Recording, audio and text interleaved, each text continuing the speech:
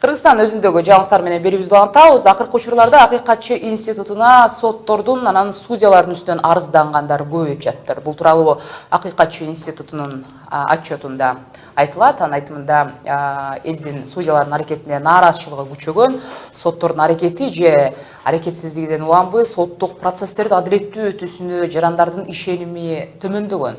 Мындан тышкары Акыйкатчы институтуна акыркы 1,5 жылдын ичинде 3800 жаран кат жүзүндө кайрылган экен. Алардын басымдуу бөлүгү жумушсуздар, пенсионерлер, абактагылар түзөт экен.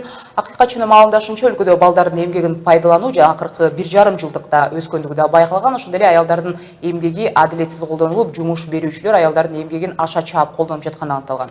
Муну менен катар аскердик кызматта дагы маселелер көп экен.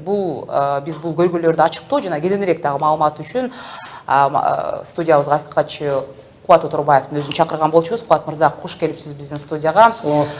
Биринчи эле суроом мына Акыйкатчы институту тактап айтканда сиз жетектеп турган институт акыркы 1,5 жылдын жыйынтыгын чыгарыпсыздар. Сиздер мониторинг жүргүзүп баштаганда эле кайсыл көйгөй алгач эле көзгө урундуу же болбосо кайсы тармакта акыйкатсыздык, теңсиздик күчөп жаткан экен? Рахмат Айгерим, биринчиден чакырганыңыздарга ыраазычылык билдирем. Студияңыздар кут болсун, каналыңыздар кут болсун, ишиңиздерге ийгилик каалайм. Биз өткөн жылы өзүбүздүн ишмердүүлүктүн алкагында 10 атайын доклад чыгардык. Менин колумда ошо докладдардын айрымдары бар. Мына телекөрүүчүлөргө көргөзө кетели. Мына мисалы бул болсо ошо аскер кызматындагы кызматчылардын жөнүндө доклад. Экинчиси мисалы Кызылжардагы пациенттердин укуктары боюнча доклад. Үчүнчүсү мисалы мына эки жаңы конуштардан жашоочулардын укуктары боюнча. Төртүнчүсү бул иштеп аткан аялдар менен иштеп аткан балдардын укуктары, төрөт маалындагы укуктар, сот маселеси. Ошондой эле мисалы аскерге чакырылган жигиттердин укуктары да. Айтор маселе биз талкуулана турган маселе көп экен. Демек маселе көп. Анан өткөн жылы өзүңүз азыр айтып өткөндөй бизге кат жүзүндө 3800 адам кайрылды. Жалпы кайрылгандардын саны 15000. Ошо кайрылгандардын ичинен өзүңүз туура белгилеп өттүңүз, күч органдарына сотко байланыштуу кайрылгандар бар. Анан биз эң негизгисин айта турган болсок, ошо балдардын укугу жаатында катуу жумуштарды жүргүзүп атабыз. Сиздин баяндамаңыз менен таанышып чыктык. Албетте ал жердеги сотторго, судьяларга нааразычылык болду деп айтып жатасыз, бирок мунун себебин ачыктай кетесизби? Маселени жайгар үчүн Акыйкатчы институту кандай аракеттерди көрүп жатат дегендер. Мисалы көбүнчөсү ошол жазган арыздар, көбүнчөсү ошол эле аймактар менен бөлүп караганда, көбүнчөсү Бишкекте бекен, же болбосо баягы Кыргызстандын ар аймактарында, көбүнчөсү райондук, шаардык. Эми негизинен сотторго байланыштуу келе турган болсок, азыр өзүңүздөр жакшы билесиздер, соттук реформа жүрүп жатат. Жаңы кылмыш кодекси жана кылмыш процессуалдык кодекси, ошондой эле жанагы закон о проступках деп коебуз, ошого дагы кол коюлду. Эми сот реформасы аягына чыга элек, бирок айтып коюшубуз керек, мына өткөндө да президент Алмаз Шаршенович Атамбаев айтып өттү. 300дөн ашуун соттордун 200дөн ашууну жаңыланды. Демек, биз мунун бардыгы жакшы иштерге алып барат деп ойлойбуз, бирок ошол эле убакта биринчи жана экинчи инстанциялар чыгарган мыйзамдуу чечимдер эмнегедир жогорку сотко жеткенде мыйзамсыз кабыл алынган учурлар дагы бар, жок эмес да. Ошондуктан эми мунун бардыгы бара-бара көч түзөлөт го деген ойдобуз. Бирок көбүнчөсү кайсы кылмыштар боюнча экен? Эми негизинен ар түрдүү тармактар, ар түрдүү маселелер боюнча кайрылышат. Кылмыш жасап, мисалы кармалгандар бар, мүлк талашуу боюнча кайрылгандар бар, граждандык иштер бар, мисалы алиментке байланыштуу маселелер менен кайрылгандар дагы өтө көп да биздин институтка. Бирок сиздердин сунуш Акыйкатчы катары жогорудагы биринчи адегенде жанагы соттор, судьялар боюнча бул жумушту да оптималдаштыруу үчүн жанагы эле соттук чечимдер боюнча. Мен бул жагынан айтат элем, мына конституцияга былтыр өзгөртүү киргизилип, соттордун жоопкерчилигин күчөтүү максатында дисциплинардык комиссия түзүлүүсү боюнча сунуш кирди. Мына биз ошону, мына мен өзүм толук колдойм. Дисциплинардык комиссия менин оюмча азыр соттор кеңеши, судьялар кеңеши жакшы жасабай аткан ишти мындан ары мыктыраак, жакшыраак жасайт го деген ойдомун. Мына биздин көңүл буруу актыларыбыз бар. Ошо көңүл буруу актыларына соттор кеңеши жакшы көңүл бурбай койгон учурлар бар. Бирок ошол эле убакта айтышым керек, айрым судьялар жумуштан кеткен учурлар бар. Айрым судьяларга дисциплинардык иштер козголгон учурлар да бар. Биздин түздөн түз кийлигишүүбүз менен. Биздин түздөн түз кийлигишүүбүз менен мына былтыр мисалы жогорку сот тарабынан бир чечим бузулду. Мына ушундай биз практикалык жумуштарды жасап жатабыз. Куат мырза, эми өспүрүмдөр жана балдардын, аялдардын жана эмгеги туурасында дагы адилетсиздиктер туурасында баягы айтылып тур. Ошондой эле отчетуңуздарда дагы төрөт үйлөрүндөгү мыйзамсыз акча топтоо фактылары катталган. Бирок ошол учурда сиздердин кечээки жанагы репродуктивдүү ушул темага арналган баяндамаңызга карата Саламаттык сактоо министрлиги жооп берди. Бул жөнүндө териштиребиз, бул чындыкка жатпайт деп. Ушуга кененирээк токтолосузбу? Эми сиз айтып өткөн мына докладдардын ичинен 6 доклад жогорку кеңештин социалдык маселелер, билим берүү, саламаттык сактоо комитетинде каралды. Катышкан депутаттардын баардыгы биз көтөргөн маселелерди толук колдоп, өздөрүнүн жылуу пикирлерин айтышты биздин докладдар жөнүндө. Өкмөткө 15 сентябрга чейин убакыт берилди биздин койгон маселелерди, рекомендацияларды аткаруу боюнча. Эми мен негизги маселелер катары айтайын, мына иштеп аткан аялдардын укуктары боюнча.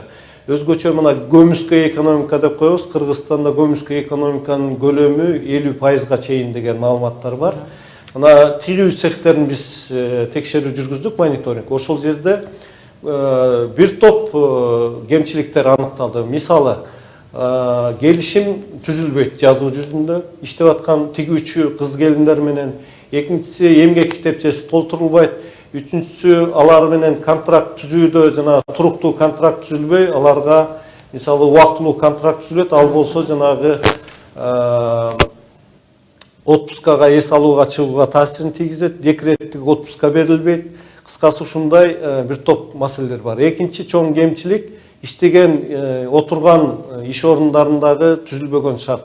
Мисалы эл аралык эмгек уюму бар, международная организация труда деп коебуз. Ошонун 182 конвенциясына Кыргыз Республикасы кошулган. Ошол конвенциянын талаптарына ылайык ар бир адамга жакшынакай иш орду түзүлүп берилиш керек. Анын ичинде мисалы таза аба, жакшынакай жарык бөлмө дегендей. Мына ошондой нерселер түзүлбөйт. Сыз полдордо отурушат, терезелери жок бөлмөлөрдө иштеген учурларды аныктадык да. Ал эми мына балдардын турмушу боюнча, балдардын эмгеги боюнча айтсак, оор турмушка тартылган балдардын саны көбөйүп баратат. Мына ачыгын айтканда, соңку жылдары көпчүлүк ата-энелер, мына 1 миллионго жакын ата-эне сыртта мигрант болуп жүрүшөт, а балдары болсо чоң ата чоң энелерине жардам берип аткан учурлар бар. Ошолор мисалы өздөрүнүн ден соолугуна, психикасына туура келбей турган оор жумуштарга тартылган учурлар бар.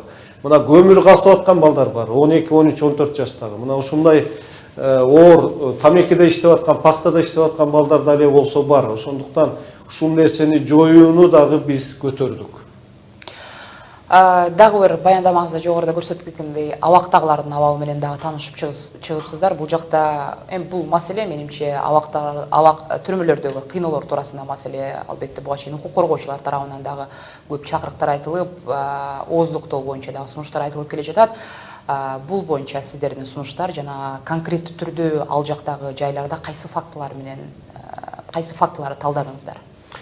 Эми биз мына кыйноо жөнүндө айтып калдыңыз. Кыргыз Республикасынын өкмөтү, башкы прокуратурасы жакшы жумуштарды жүргүзүп атат акыркы жылдары. Өзгөчө мына башкы прокуратурада атайын бөлүм түзүлгөн, ушу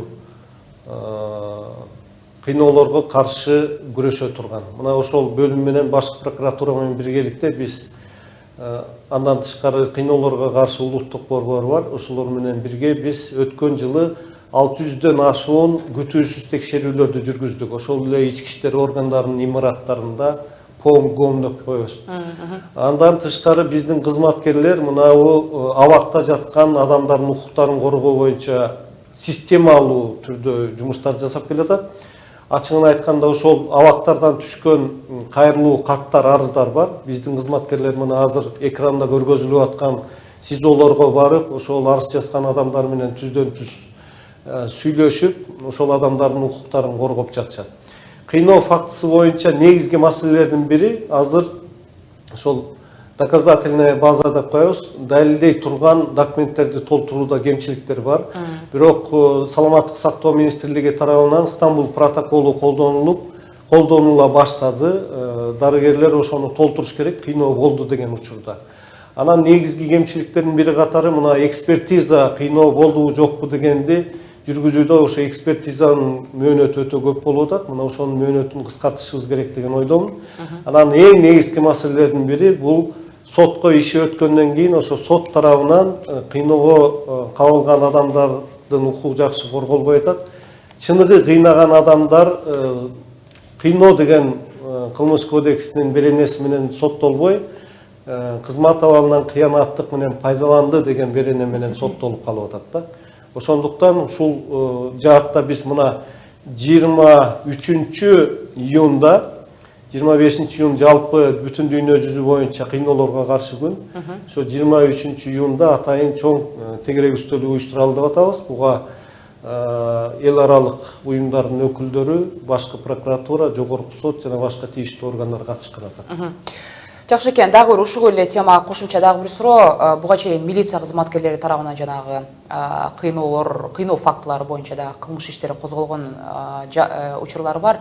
Ушул жаатындагы ишти сиздер контролдоп жатасыздарбы? Негизи аягына чыккан. Ар бир иш биздин контролдо. Мен жана айтып өттүм, кайсы инстанцияларда кандай кемчиликтер бар экендигин. Бирок ушул кезге чейин мисалы дал ушул укук жоксо тартип коргоо органдарына карата, кызматкерлерге карата ачылган кылмыш иштеринин аягына чыккан кандай учурлар болду? Ушул 2016-жылдын эсебинен. Мына менин эсимде азыр сиз айткандай менин эсимде бар. Мына Жалал Абад областында 3 милиция кызматкери соттолгон.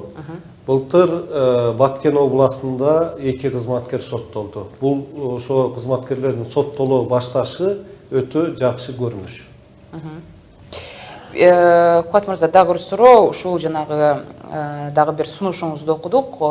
2 жыл мурун жанагы аскерлердин өлүмү өзүн кыйган фактылар көбөйгөн эле болчу. Бүгүнкү күндө болсо ошол аскердик бөлүктөрдө абал туурасында айтып жатып, жанагындай компенсация төлөө жаатындагы сунушун киргиздиңиздер. Ушуну дагы түшүндүрүп өтсөңүз. Биз мына атайын доклад даярдадык. Менин колумда азыр ошо 2 атайын доклад бар. Бирөөсү ошо аскер кызматкерлеринин укуктары, экинчиси болсо бул ошол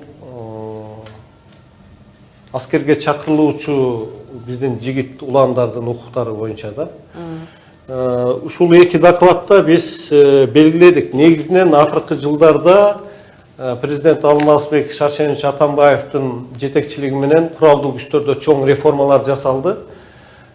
Биздин бир убакта билебиз, өтүгү жок, кие турган кийими, формасы жок абалда калган 99-2 жылдар Баткен окуясынын тушунда. Акыркы 4-5 жылда бул жаатта жакшы иштер жасалды. Аскерлерге үйлөр бериле баштады, айлыктары көтөрүлө баштады, мындай шарттар түзүлө баштады. Бирок ошентсе дагы аскерге чакыруу убагында айрым кемчиликтер аныкталды. Атап айтканда, бул медициналык текшерүү маалында формалдуу жасалган иштер бар экендиги аныкталды. Анан экинчиден ошо аскерде каза болуулардын саны жылдан жылга азайып атат, бирок ошол жерде бир кемчилик бар. Бул эгер ошол аскерге чакырылган жигит, солдат өз жанын өзү кыйды деп табылса, ошондой учурда кылмыш иши козголбойт. А кылмыш иши козголбосо андан ары Сотко жок, компенсация төлөнбөйт да. Ошо компенсацияны кандай гана абалда болбосун төлөш керек дегенди айтып атабыз. Анткени мына чырактай болгон уулун тарбиялап 18-ге 17-ге чыгарып туруп ата-эне мамлекеттин колуна өткөрүп бергенден кийин мамлекет ошол баланын башын, бүтүн ден соолугун аман-эсен кылып кайра ата-энесине өткөрүп бериш керек. Эгер ошол аскерге өтүп аткан маалда кандай гана шартта болбосун, ал ок жеп каза болобу, таяк жеп каза болобу, же өз жанын өзү кыйып каза болобу, баары бир ата-эне баласынан ажырады. Ошондуктан ошондой үй бүлөлөргө жесирлерге, жетимдерге мамлекет тарабынан компенсация баары бир каралыш керек деген ойдон кылмыш иши козголуп, ар бир иш дыкат иликтениш керек деген пикирдебиз. Биз ушул пикирди билдирдик. Бирок мындай негизинде практика түзүндө башка мамлекеттерде бар болсо керек. Албетте башка мамлекеттерде бар. Мына эң жакшы айттыңыз. Былтыр Россия Федерациясынын президенти Владимир Путин атайын мыйзамга кол койгон, өзгөртүү толуктоолорго. Дал ушул маселе боюнча кандай гана шартта аскерге чакырылган жигит каза болбосун, анын үй бүлөсүнө сөзсүз компенсация төлөнүп берилсин деген норма кирген. Түшүнүктүү, рахмат сизге Кубат мырза. Сизге да Келип рахмат. маек куруп бергениңиз үчүн ишиңизге ийгилик каалайбыз. Биз адам укуктары жана анын бүгүнкү күндөгү абалы тууралуу, ошондой эле акыйкатчынын 1,5 жыл ичиндеги чыгарган баяндамасы туурасында кыскача болсо да маек курганга аракет кылдык. Кубат Тоторбаев болду, берүүбүздү улантабыз.